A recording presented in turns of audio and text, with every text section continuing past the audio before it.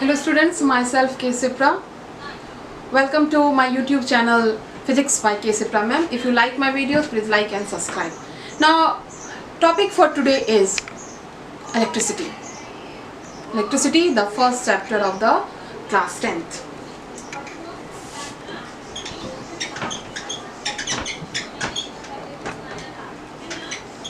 Electricity, or we also call it as electric current. Electric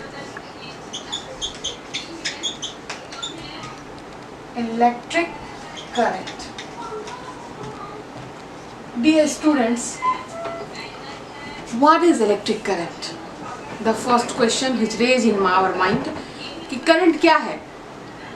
तो current वही है जिसके कारण आपके रूम का फैन चल रहा है. That is the current due to which your bulb is glowing. That is electric current. But current does not mean that it is always electric current. तो सबसे पहले हमें इसके करंट के मीनिंग को समझना है. What is current? What is current? Current है क्या? तो करंट है आपका movement of anything which is moving. Anything which is moving is called current. Anything which is moving is known as current. For example, जब हम लोग bridge को cross करते हैं और नीचे पानी बहुत तेज जा रही है तो क्या कहते हो? अरे पानी में बहुत करंट है. पानी में बहुत करंट है. जब हवा काफी तेज चलती है, याद करो जब आंधी तूफान वाली स्थिति होती है घर, या काफी प्लीजेंट हवा, अच्छी हवा चल रही है, तेज स्पीड के साथ चल रही है, वेलोसिटी तेज है, तो क्या कहते हो कि wind current. So one was the wind current, another was the water current, and this is my electric current. So current day to day life में हम लोग करंट क्या बोल देते हैं कि करो, ये जो करंट वर्ड बोलते हैं तो उसका मीनिंग क्या आता है दिमाग में कि ये इलेक्ट्रिक करंट की बात कर रहे हैं, शॉर्ट में बोलते हैं. But current means movement. तो इलेक्ट्रिक करंट में मूवमेंट होगा. इलेक्ट्रिक करंट का मीनिंग क्या होगा कि कुछ मूव कर रहा है. अब वो सवाल उठता है कि क्या मूव करता है. तो it is the charge. It is the charge. Which charge? Electric charge. क्या होता है चार्ज, कैसे डेवलप होता है, ये सारा हमने एक्सप्लेन किया है चार्ज के वीडियो में. आप चाहे तो देख सकते हैं. अगर मेमोरी में नहीं है तो आप एक बार उस वीडियो को पहले देख करके फिर इस लेक्चर पे आ जाइए. सो if the electric charges are moving, that develops the electric current. Primary idea क्या कहेंगे? if current means क्या? movement. करंट क्या कहलाता है? मूवमेंट. और इलेक्ट्रिक करंट क्या है भाई? Electric current movement of charges. But it is movement of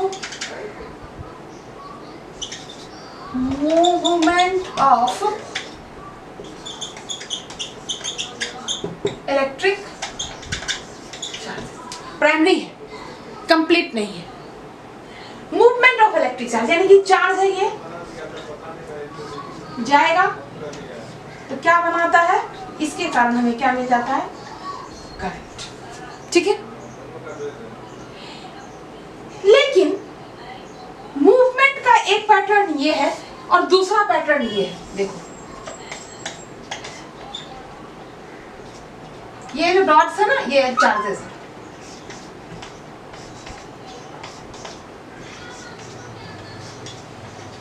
आई बात समझ में? दोनों पैटर्न है. ये सारे डॉट्स चार्ज है. इलेक्ट्रॉन्स मान लो, इलेक्ट्रॉन्स है, सबके सब क्या है? Electrons. Electrons electrons electrons electrons electrons electrons electrons electrons electrons. So these all are the electrons. Now in figure A, and this is figure B. In figure A, all the charges are moving in a particular directions. दिख रहा है? मान लेते हैं इसका नाम दे दिया x, इसका नाम दे दिया y. इसका नाम दे दो x डैश, इसका नाम दे दो y डैश. तो in case 1 you can see that all the electrons are moving in a particular direction. किधर से किधर जा रहा है, किधर से किधर जा रहा है. लेकिन इसमें कुछ पता नहीं,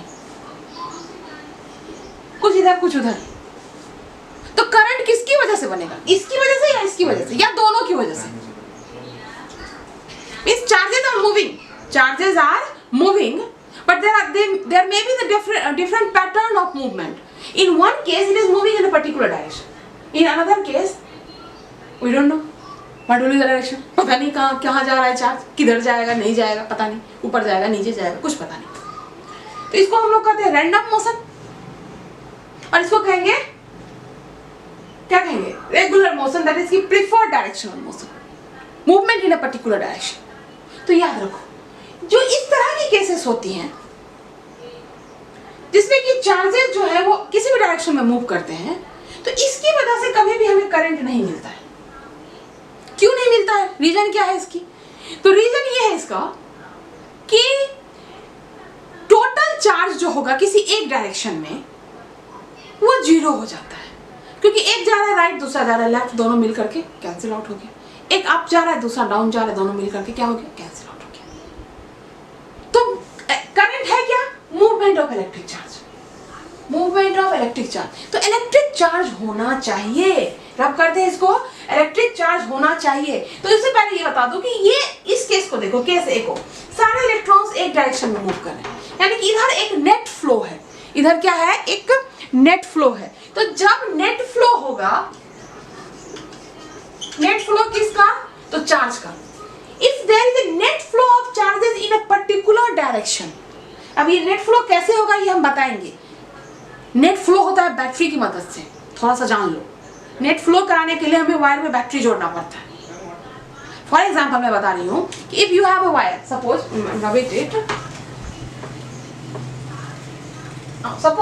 यू हैव अ वायर, ये एक वायर ले लिया मैंने, ठीक है, और यहाँ पे आकर के हम एक बल्ब जला दिया, ठीक। एक दूसरा वायर लिया, यहाँ पे फिर हमने बल्ब जलाया और इसको जोड़ा है cells, battery group of sales.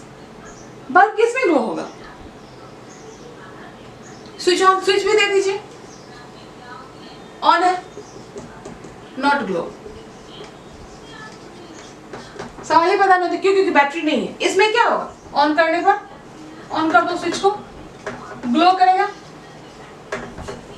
क्या अंतर है भाई, दोनों एक ही वायर है, इसका भी वायर क्या है, कॉपर का है, ये क्या है, कॉपर का है, कंडक्टर है, सबको पता है कॉपर इज अ कंडक्टर, घर में देखते भी हैं आप लोग। तो इस केस में जो वायर है इसके अंदर का जो इलेक्ट्रॉन्स है सब रैंडम डायरेक्शन, इधर उधर उधर उधर मन चला, जिधर मन है उधर चल दिया। So if the electrons are moving in a random direction, it will not give you the current, or not electrons, it's the charges. You consider the charges. Current can be due to the electrons also, can be due to the positive charges also. But since we are talking about wire, और wire के valence cell में electrons होते हैं, इसलिए मैंने electrons बोला. So here, by applying the battery, there will be a regular flow, regular pattern. Definite direction, क्या होगा ये, डेफिनिट डायरेक्शन होगा। यही तो है एनसीईआरटी का second topic, current flows due to the difference in potential. यही तो वो पोटेंशियल डिफरेंस क्रिएट करता है। डिटेल में पढ़ेंगे इसको, पोटेंशियल डिफरेंस को काफी अच्छे से क्लियर करेंगे, बहुत इंपॉर्टेंट टॉपिक भी है। तो करने का अभी फिलहाल ये जान लो कि बैटरी में दो टर्मिनल होता है। कौन कौन सा टर्मिनल होता है, तो एक होता है पॉजिटिव, दूसरा होता है निगेटिव। यही पॉजिटिव निगेटिव नाम क्या कहता है कि इलेक्ट्रॉन्स को एक डायरेक्शन प्रोवाइड कर देता है। इलेक्ट्रॉन्स को क्या कहता है, एक डायरेक्शन प्रोवाइड कर देता है। Clear this thing. इस दोनों टर्मिनल के कारण इलेक्ट्रॉन्स के मूवमेंट में, जो कि इधर उधर था, इस केस में इधर उधर, जिधर मैंने उधर जा रहे हैं, इधर जा रहे हैं, इधर जा रहे हैं, इधर जा रहे हैं, लेकिन इसमें क्या होगा, सब ऐसे जा रहे हैं, ऐसे जा रहे हैं। So we came to the definition of electric current, that if there are number of charges flowing in a definite direction, number of charges flowing in a definite directions, it gives you the current, it will develop the current। तो definition चलो लिख लेते हैं फटाक से, समझ गए ना इसको। यानी कि बैटरी जरूरी है, बैटरी जरूरी है, कोई सोर्स तो देना पड़ता है, क्योंकि वही है जो कि हम लोगों को एक डायरेक्शन प्रोवाइड करता है। जब तक वो नहीं रहेगा, इसको हटा दो, ये और ये केस सेम हो जाएगा, चार्जेस क्या हो जाएगा, रैंडम डायरेक्शन हो जाएगा।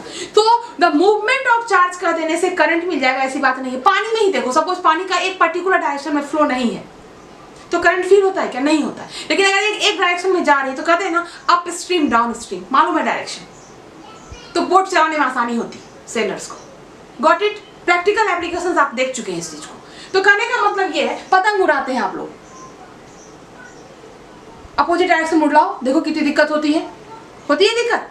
लेकिन अगर आंधी है, कुछ पता नहीं किधर किधर किधर जा रहा है, क्या करते हो तुम? पतंग उड़ाते हो? नहीं उड़ाते।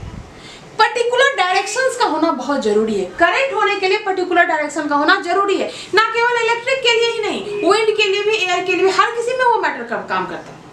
तो when A number of group of charges, क्योंकि एक चार्ज के कारण जो करंट होगा उसको तो शायद हम ऑब्जर्व भी ना कर पाए, तो if a large number of charges are moving in a particular direction, that will give you the current. तो चलो लिख लो फटाफट करंट का डेफिनेशन। करंट की डेफिनेशन हम लोग आ जाते हैं, क्या कहता है करंट का डेफिनेशन, चलो लिख लो, इलेक्ट्रिक करंट मीन्स क्या है? Electric current is defined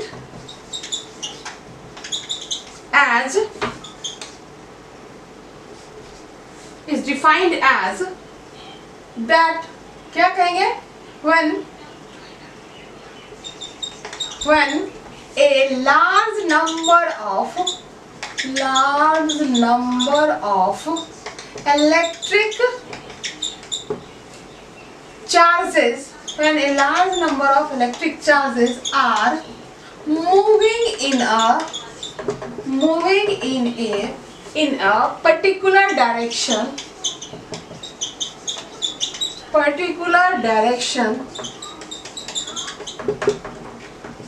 it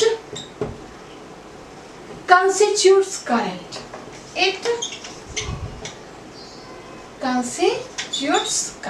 Okay, so how can we define when a large number of electric charges are moving in a particular direction, it develops current? ऐसे भी कह सकते हैं, it develops current. All right. Next, current की direction होती है, no doubt, magnitude भी है, सर्किट में किधर से किधर अभी बात कर रहे हैं, लेकिन करंट जो है ये एक स्केलर क्वांटिटी है। Current is a scalar quantity. क्यों है? बिकॉज कि करंट, मान लो कि एक सर्किट लिया, ठीक है, ये एक सर्किट लिया, ओके, ऐसे कुछ लिया, ठीक है, ये हो गया मेरा पॉजिटिव, ये हो गया मेरा नेगेटिव, यहां से करंट चला पॉजिटिव टू नेगेटिव, तो यहाँ पे आने के बाद सपोज आई करंट चल रहा है, ठीक है, तो आई करंट जो है यहाँ आने के बाद इसको दो पॉइंट्स मिल जाएंगे, एक इस रास्ते से और एक इस रास्ते से, तो आई क्या होगा? डिवाइड हो जाएगा, इधर हो जाएगा I1, इधर हो गया I2, क्लियर। और फिर यहाँ से आने के बाद इधर आकर के ये क्या हो जाएगा? I, फिर ये I1 प्लस I2 इधर मिल करके क्या हो जाएगा? I। इट मीन्स क्या? I is equal to I1 plus I2। What does it mean? It follows a simple law of algebraic addition. Simple law of algebraic addition. तो इसकी वजह से क्या होता है कि करंट जो है आपका स्केलर हो जाता है। अगर ये इस तरह के एडिशन को फॉलो नहीं करता, ये वेक्टर लॉ ऑफ एडिशन को फॉलो करता, अब मैं बताती हूँ वेक्टर लॉ ऑफ एडिशन कैसे होगा। तो अगर ये उसको फॉलो करता तो इसको लिखना चाहिए I1 square plus I2 square plus 2I1 I2 cos theta, but इसकी कोई जरूरत ही नहीं है, इसको फॉलो ही नहीं करता। ये वेक्टर एडिशन, ये क्या है? वेक्टर एडिशन का पैटर्न है। लेकिन करंट को इससे कोई मतलब नहीं। करंट क्या करता है कि इस पॉइंट पे आया, मान लो 5 एम्पियर है, तो सपोज इधर चला गया 3 एम्पियर, तो इधर कितना गया? 2 एम्पियर। आई बात समझ में? तो current is a what? Current is a scalar quantity. What is current? Current is a scalar quantity. Why it is scalar? अगर कभी पूछता है, suppose it was the question asked that current has, लिखते हैं हम लोग, करंट इज ए स्केलर। कभी पूछे क्यों है स्केलर? तो because it does not obeys या फॉलोज भी लिख सकते हो, it does not follow the triangle law of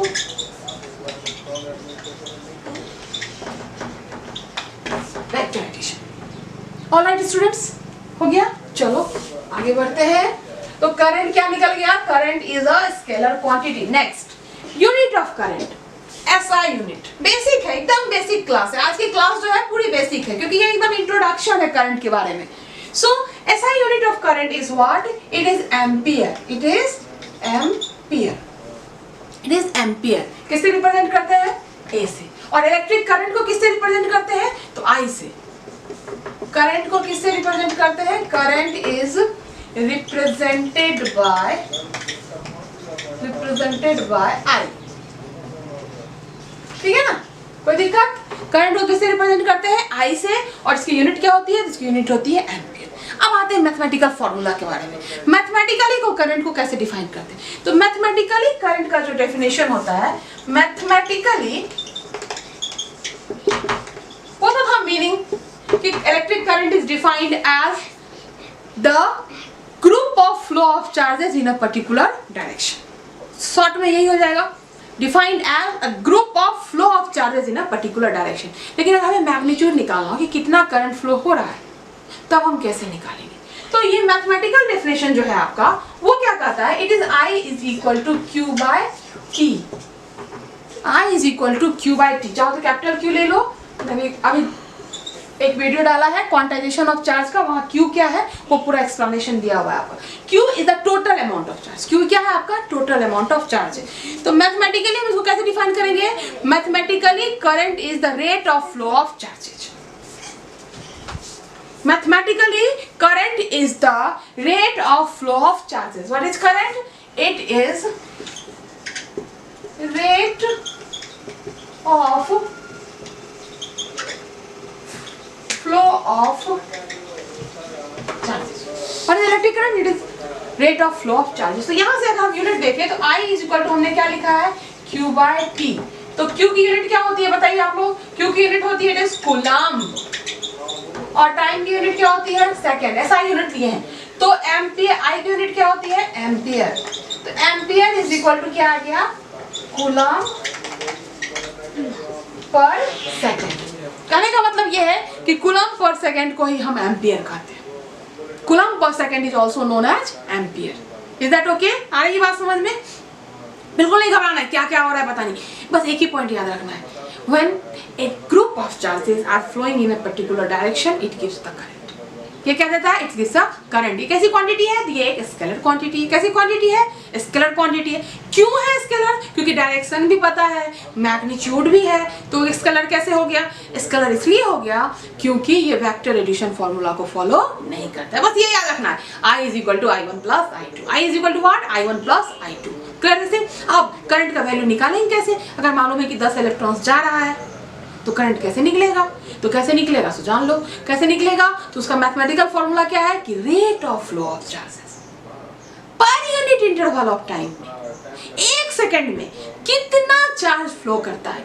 fast है, स्लो है, सोया हुआ है, आराम से चल रहा है, तेज चल रहा है, that will gives you the value of current, the rate of flow of charges, that is I by T। अभी न्यूमेरिकल्स बनाएंगे तो क्लियर हो जाएगा। क्लियर? अब एम्पियर हमने क्या लिया था? SI unit. और ये एम्पियर किसकी बराबर आ रहा है? कूलम्ब पर सेकंड की। इसलिए अगर ऑब्जेक्टिव बनाता है coulomb per second is SI unit of dash, charge, potential, work, electric current. क्या लिखोगे? Electric current. Coulomb per second is also the SI unit of electric current. आई बात समझ में? क्योंकि कूलम्ब क्या है? एसआई यूनिट है चार्ज की, और सेकंड क्या है? एसआई यूनिट है टाइम की। इसे भूलना नहीं है, याद रखना है। Coulomb per second and ampere are same thing, totally same. आई बात समझ में? चलो आगे बढ़ते हैं।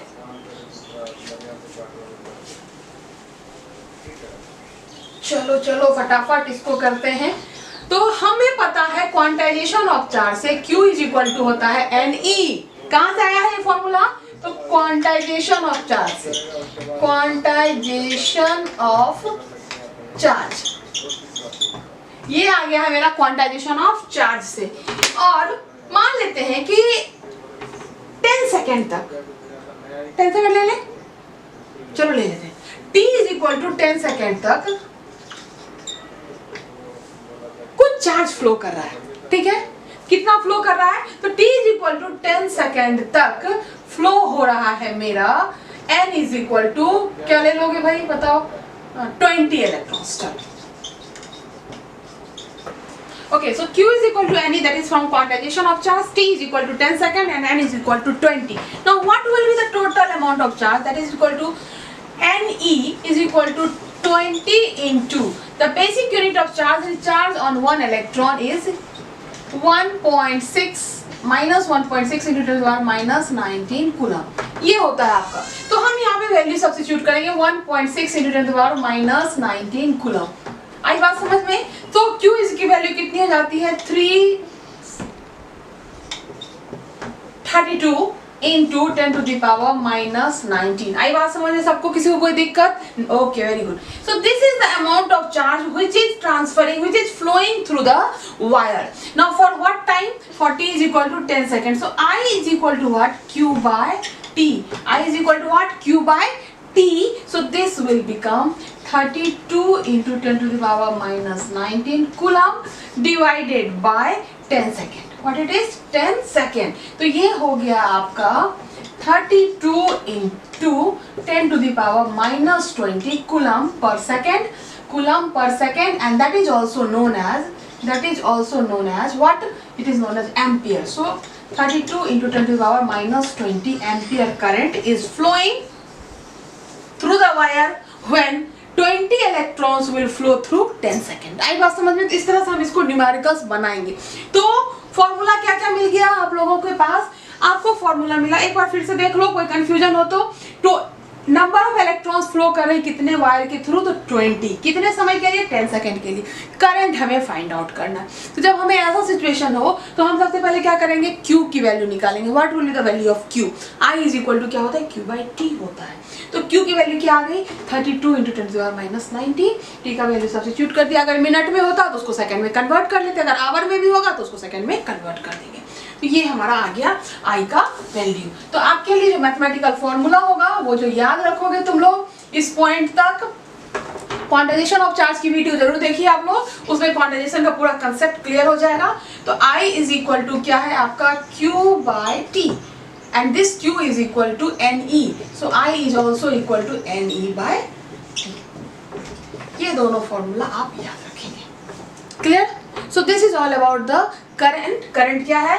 स्केलर क्वांटिटी है. मैथमेटिकल फॉर्मूला क्या है? I की mathematical formula is Q by T, and Q can be written as NE by T, and current is a scalar quantity. Its SI unit is coulomb. Okay students, thank you. If you like my video, then please subscribe my channel Physics by K. Sipraman. Thank you students.